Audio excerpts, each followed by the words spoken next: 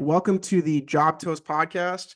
Today, we're going to interview Ethan at Riveron, and he's going to share his experiences from SMU, from working in his company, and we're going to learn a lot about how to build a good career with a professional like Ethan. So, Ethan, welcome on.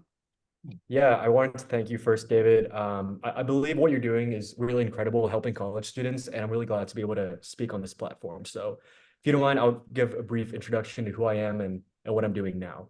So my name is Ethan Nghiem. I was born and raised in Saigon, Vietnam. My mother and I moved to the United States, specifically to Dallas, Texas, in about 12 years ago, where I attended middle school, high school, and then went to SMU's Cox School of Business, graduated, and I currently work in the consulting world now. Currently at a company called Riveron Consulting. We are a business advisory firm on a national basis, and we assist CFOs, CEOs, lenders, private equity backed companies, private equity companies, and others. And we offer them a variety of consulting services, whether it's financial services or mergers and acquisitions and so on. So really excited to be here. Thanks, David. Of course, yeah.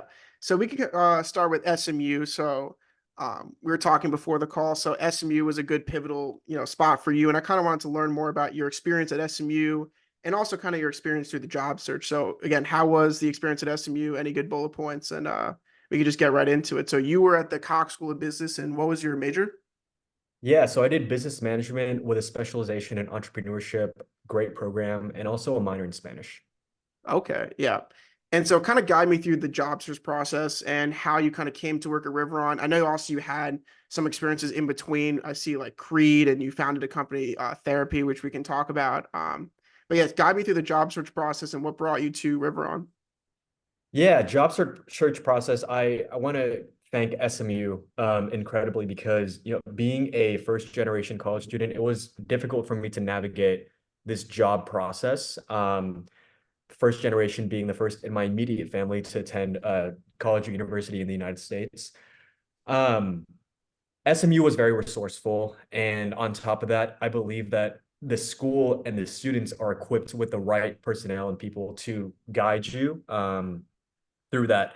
And to be frank, I did not formally go through any job search process until that summer of junior year, my junior year, where I started to realize, hey, I've been doing some personal projects, working in various roles that aren't directly correlated with, typical Cox School of Business experiences. So maybe it's time to start doing that. And people normally go through the job search process at SMU very early, which is amazing. All right. Whether it's freshman year or sophomore year, first 2 years of college, and that equips them with the experience to go into the real working world.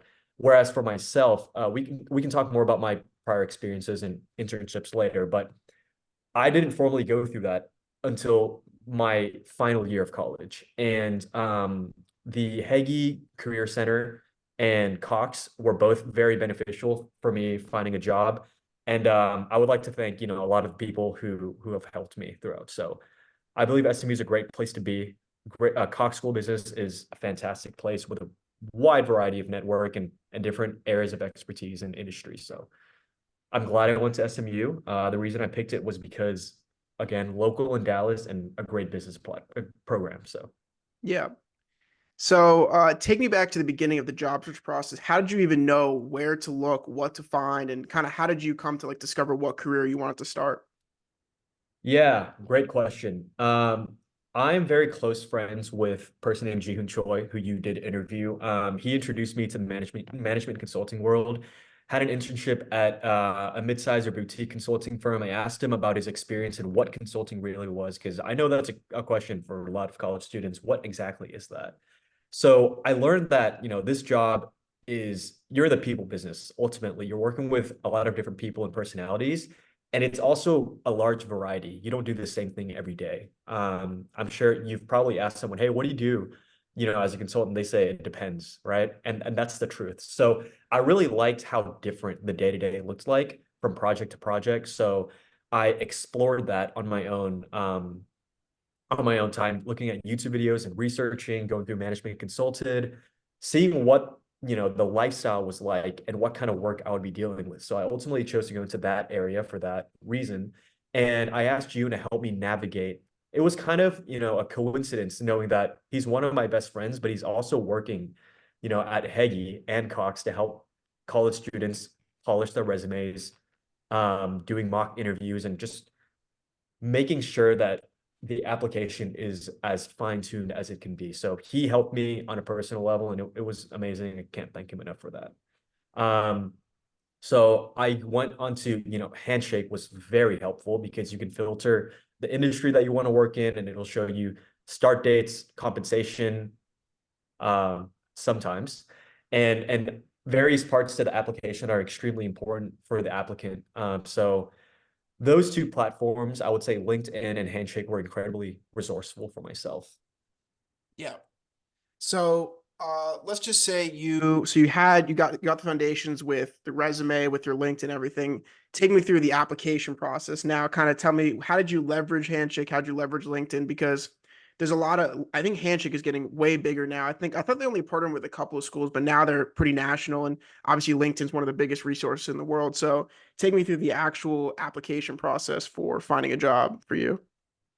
Yeah, it all starts with a resume, right? So that summer of junior year, I coordinated with Jihun and I asked him, "Hey, could you take a look at my resume? This is the you know the foundation of my job application." So we really fine-tuned that. I became really proud of not only the content on the resume, but the way it was worded, because that's extremely important. So VMock is a resource that SMU utilizes that is an AI tool that grades your resume, and it'll give you real-time feedback and what you can do to make it better. So that was the first step. And so after that, I primarily use LinkedIn as a networking tool to find companies and individuals. I did not really apply through LinkedIn, but I know that you certainly can, right? LinkedIn and Indeed, they're huge platforms that you can do that. But I believe Handshake was just more college or SMU friendly at the moment. So I just searched up the industry I was looking for, and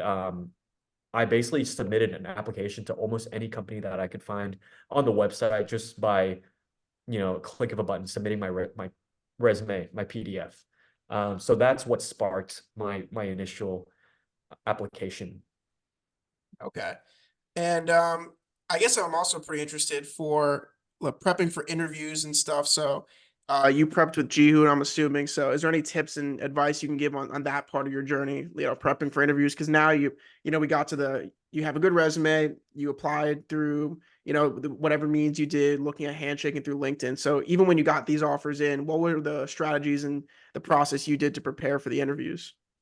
Yeah, great question. First, I would like to give a little bit of personal advice regarding interviews.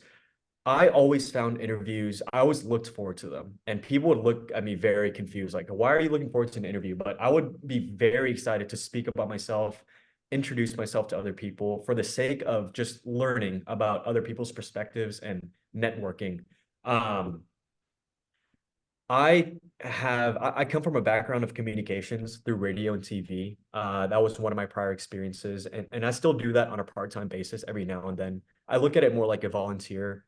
It was when I first moved to Dallas, I found this Vietnamese online radio station that has evolved into also TV broadcasting and live streaming now. I was one of the first individuals to come and host talk shows. So that really strengthened my ability to communicate, public speaking, and now client facing interactions, which is really great for my career in industry. So I was never really afraid of speaking in front of a company. Now, I want to say though, you can be over prepared, because it almost seemed surreal to me when I interviewed with this one consulting company, and I asked for real-time feedback, because that's something that I take pride in. Just, how do I become better at from every interview, step by step. So I asked the interviewer, "Hey, before we hang up the call, is there anything I could do to, strengthen my application or strengthen my interview skills?" And she said, I thought you were a little too like, were you reading off of a script? And I was very surprised hearing that because I wasn't reading off of a script. I guess it was just over prepared. So I guess my advice would be just be yourself, speak naturally, really hone in on your communication skills and just make it natural, but also know that companies have a very specific personnel or type of person that they're looking for in order to mesh with the culture. And if you don't fit that, it's not always your fault. Um, but I would just cast a wide net and interview with as many people as you can.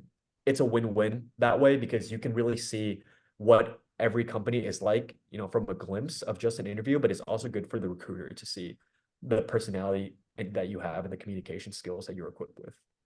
Yeah, that's super interesting. I've actually never heard Anyone say the be natural, be yourself is super important, but I kind of like what you were bringing up about being authentic. And so I guess my next question is, so now you prepare for the interviews and I'm assuming you got a bunch of good offers, so why did you choose Riveron? What was it about it that brought you there?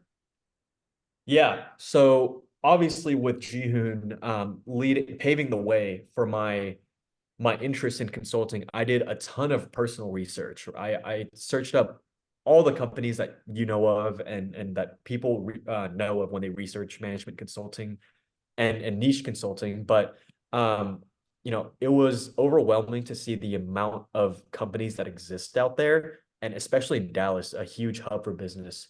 Um, I started narrowing it down to a couple categories, and the main one was you as a consultant are basically giving recommendations and building out pieces of advice that you'll be conveying to the client. That's very serious because they're paying you a lot of money to do that.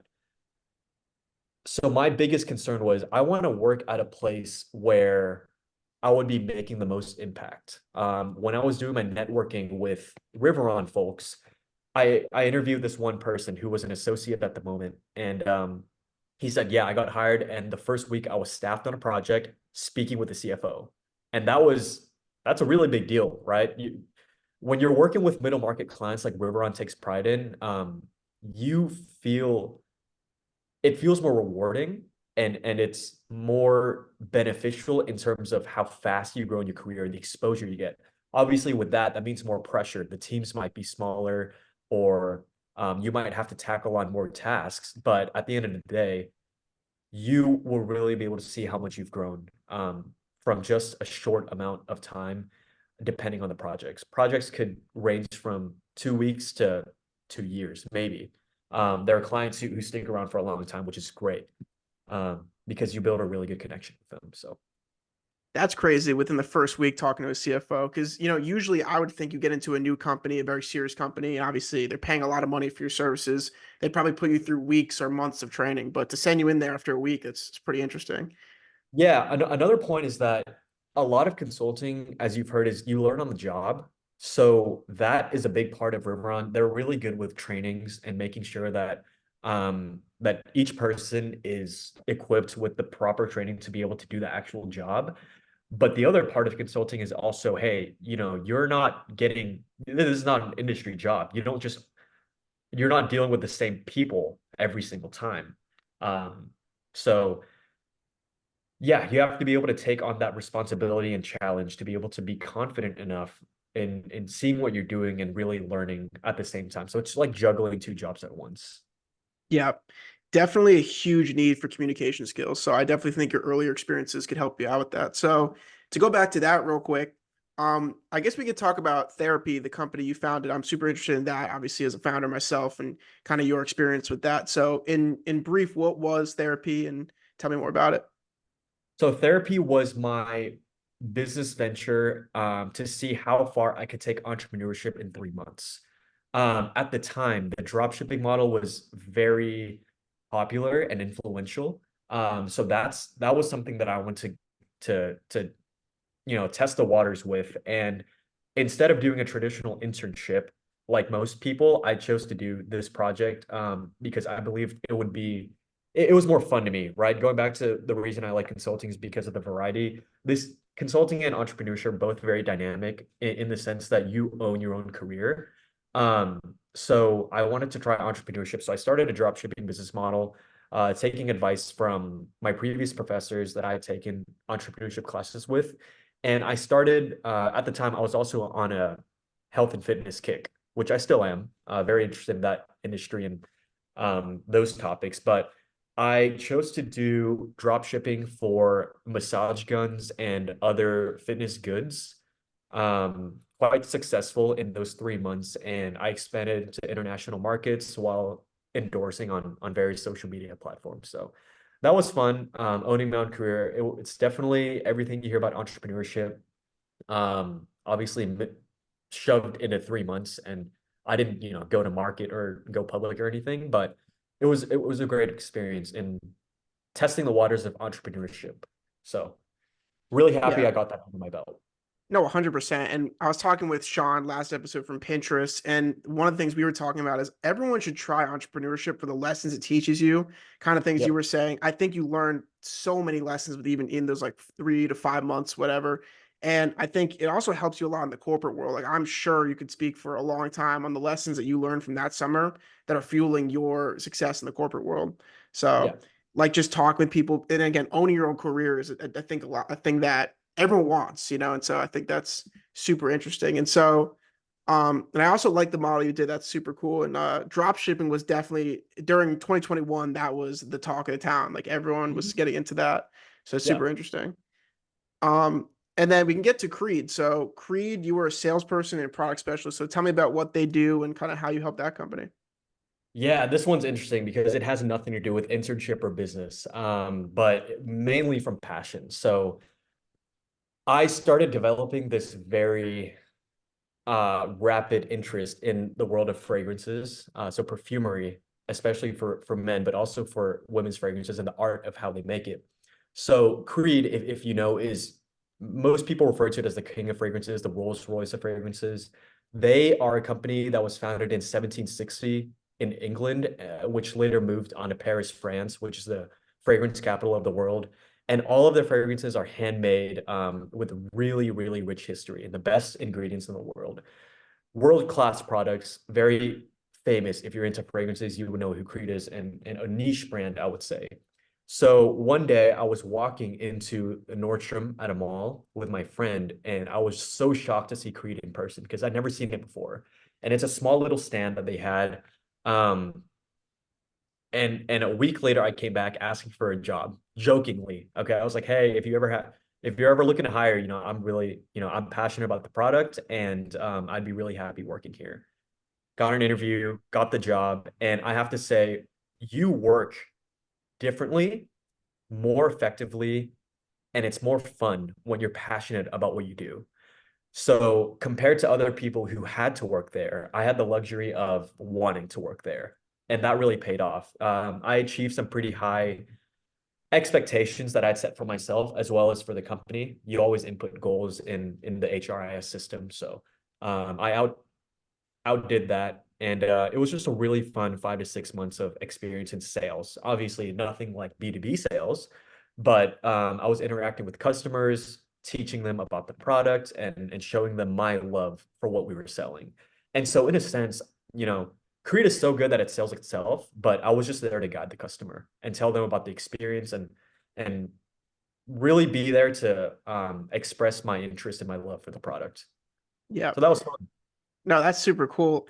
And also, I mean, what do you think the role of you being so passionate about it kind of helped, what you were doing there? I know obviously you said you were there for passion and the other people weren't, but do you think that you were able to perform better because you were super interested in the product and it was more than just a job for you? Yeah, it made it a lot more fun, and the customers can tell. You'd rather buy from a friend than a salesperson, and I think that's what my customers will probably agree from that. Because I just made it very conversational yet professional, and when your friend is so passionate about something, they you get drawn into their attention, and it's just really fun to be able to be in an environment where it's just you and the customer, but it's very laid back yet professional, and you're just teaching them about the history of the brand and the products that they offer. Yeah. No, one of my mentors, he was telling me, and I'm sure Jihoon has probably said this, and you probably said this, the conviction in your product is super important in sales. And so you could try to sell all you want with all these tactics and these gimmicks, but if you don't believe in what you're selling and like what you're selling, it's going to be hard to sell it. So definitely enjoyed that. And, also probably the talking skills you would learn from doing, the company you had, therapy that you built, and also you said you were a radio host, which we're about to get into, but it just seems like throughout your career, you were really developing your communication skills, which, as you probably know more than me, in business is everything. So super interesting. And so for the VAE Live Media, let's get into that. So what were you doing as the television broadcaster? And that seems like super interesting of an experience. Yeah, so VAE Live stands for the Voice of Arts and Entertainment. I found that platform when I first moved to Dallas. I was 11 years old and I wanted to give back to the community. And I look at this more like a volunteer opportunity. I wasn't paid or anything, but it was a lot of fun giving back to the community and learning more about the Vietnamese community here in DFW Metroplex. So that eventually evolved into from just radio to TV. And they partnered with a lot of the Asian hubs here around Dallas Fort Worth. So an example would be there's a place called Asia Times Square in Grand Prairie, which is roughly 25 minutes away from SMU. And they are a real estate business that um, promotes Asian culture while preserving traditions. And what they do is they have all these, restaurants, management services, grocery stores, and every holiday or special occasion, they'll invite a bunch of people, like whether it's singers, dancers, K-pop idols, um, business men and women. So our job from VA Live Media was to coordinate with Asia Times Square and be able to interview those guests that are coming into town. I was one of the few people who spoke both English and Vietnamese. So I hosted a bunch of bilingual talk shows at the moment. So it was fun to be able to speak to, celebrities, to business owners, to professionals about just their career and journey, kind of like how you're doing, but more for entertainment purposes. So Mhm. that definitely attributed to enhancing my adept communication skills and just being more confident in front of people. Okay. Yeah, that's super cool. And you said you still do it part-time as Every a now and then. volunteer. Okay. Yeah. Yep. Yeah. So now let's get to your goals because, this is always the interesting question that I asked every guest. So what would you say we'll get into your long-term, but your short-term goals so we can look a year to 3 years for your career. Yeah. Goals are really important and it's also really important to separate them short term and long term because of the SMART goals, that acronym. Um, my long term goal is to become an ultimate entrepreneur. And a lot of people throw that word around carelessly, but to me, an entrepreneur is someone who brings an idea to life. Um, Even better if it's in business, right? So when you are running a business and then on a higher level when you are owning that business. That's my ultimate goal. And I've made it very clear throughout my college journey and even in my professional career here at Riveron that I am using management consulting as a stepping stone to that. Because the reason I joined consulting, other than the reasons that I've explained about, is that I want to see what other business people are struggling with, so I can either avoid it or see how to solve it when I own my business in the future, when I run it. So I'm using it as a stepping stone. Now, how many years do I plan on staying? I don't know because I'm really enjoying it so far. It's very dynamic, but I still have that goal in mind. So that's the long-term goal. The short-term goal is obviously, in life, when you're talking about job, the ultimate goal is promotions, right? But other than that, I want to become satisfied with what I'm doing. So without giving too much insight, I recently was on a project helping a struggling client that I really felt good about after we had, done the work. So that puts me in a really good mood. So I want to keep continuing doing those types of projects, um, executing something that is a win-win, beneficial to both my company, beneficial to the client and their success, but also to my happiness and ethics. So those are the short-term goals. Just do consistently, putting out the work that makes me happy, and then ultimately getting promoted. Yeah, super interesting. And you should know that with all the guests I brought on so far, pretty much every single one of them have said their long-term goals. So within 5, 10, whatever years, it's always entrepreneurship. So, Oh, really? and yeah, so it seems to be a common trend. So I'm interested to see what the next guests are going to say. But yeah, entrepreneurship seems to be the end goal. But I do think when you go to these corporate roles, the things that, especially the clients you're working with, you're going to be able to dominate the entrepreneurship world as soon as you're out of it because you've seen all these businesses go through their trials and tribulations. So you've seen all the struggles they're going to go through. So Right. super interesting. Is there any common trends that you've seen from these companies that you think businesses should avoid in terms of an entrepreneurship or small to mid-sized business level? Like a common It's trend? hard to say. Every client is different. No two clients are the same. And whether it's the same type of project, you're dealing with different types of people. And to me, people are the most important part of any business, which is also a reason why I chose Riveron, because of the people. So it's hard to say, what if it's one specific thing that people should avoid when they're, running their own business, because it just personalities, types of work, a lot of things are various factors that play into it. So I don't really have a Mhm. quick answer for that. Apologize for No, that. no, you're completely fine. Yeah. And so, for you personally, is there any things that you do day to day, any strategies that you do to make yourself your best self? So I know with Jihoon, we talked about the morning brew, working out, good Yeah. sleep, whatever. Is there any habits that you recommend for people trying to get ahead in life or their career that people should start doing? Yeah, I'm a really big believer in balance. And I know that sounds, corny, cliche, but I like to keep a healthy balance in everything that I do. And so a huge part of me is, fitness enthusiast. So I love going to the gym every day. But when I talk about work-life balance, a part of that is the culture at the company, but also really like what is your work-life balance? Are you interacting with family and friends who you want to see? Are you spending time doing the things that you like, whether it's going to the gym, reading the news, or whatever it may be. So I always incorporate that balance factor in my life, and whether it's after work, during work, lunch break, um just keeping myself healthy and happy. So if I'm having a tough day at work, I'll balance it with something I might enjoy. Maybe it's a longer workout, or maybe I'm cooking myself a meal that isn't so healthy. So I don't, we all have routines, and I don't have to get into the nitty gritty of that, but just finding a balance in what you do, what you enjoy doing, and learning more about yourself and what you like, and incorporating that into the real world. Yeah. That's super important to me.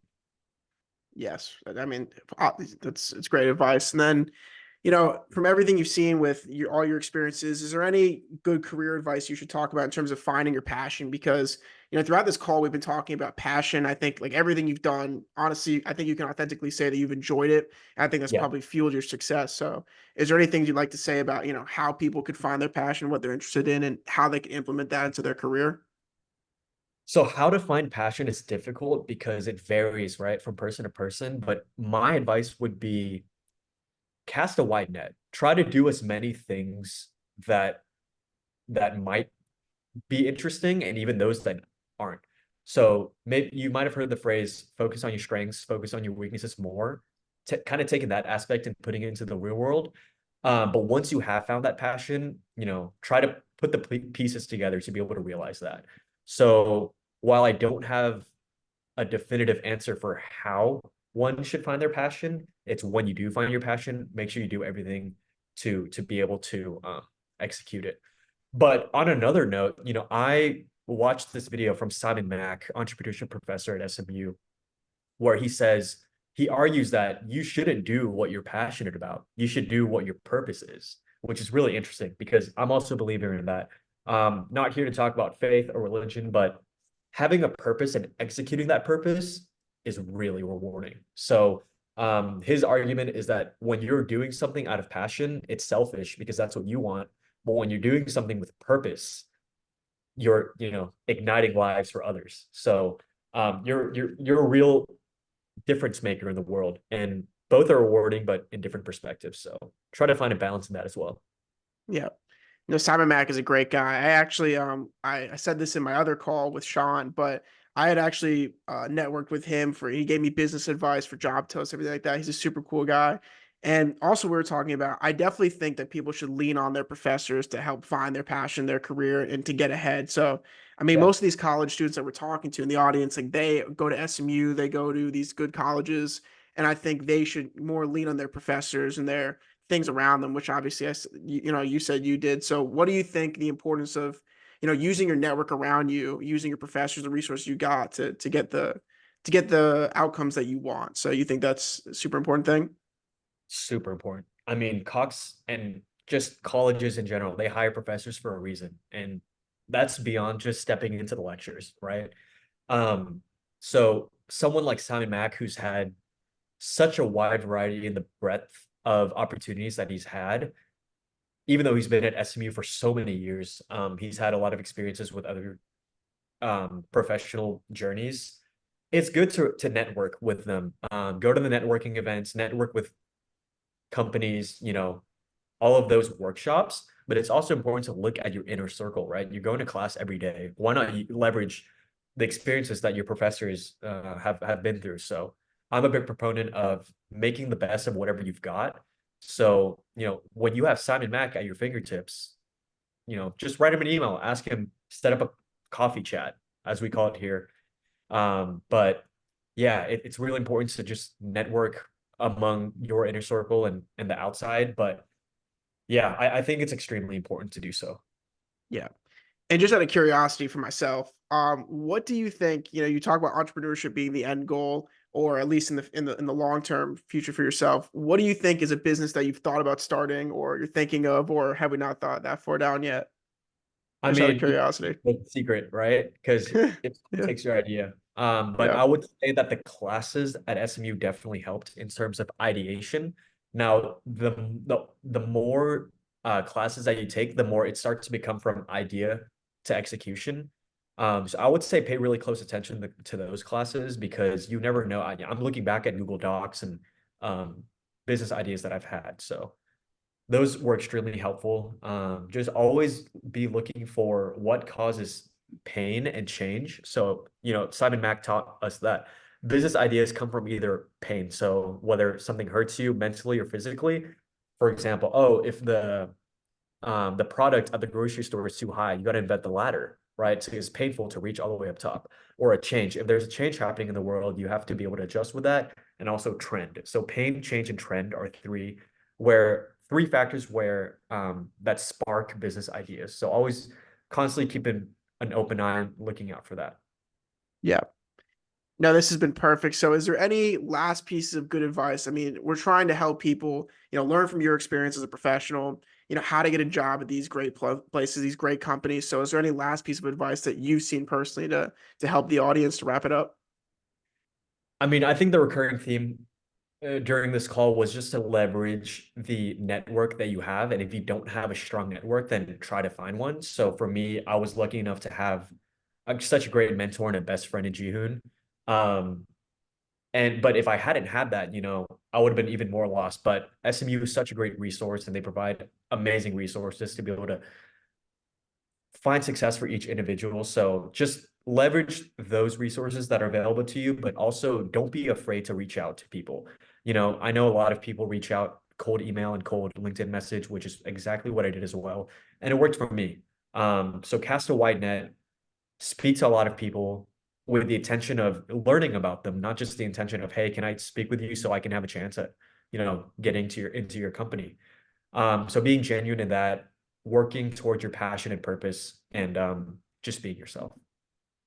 I love that. Yeah. Ethan, it's been an absolute pleasure. This has been a great conversation. I personally have learned a lot. So this was a great conversation. And obviously in the future, I'd love to have you back on sometime soon.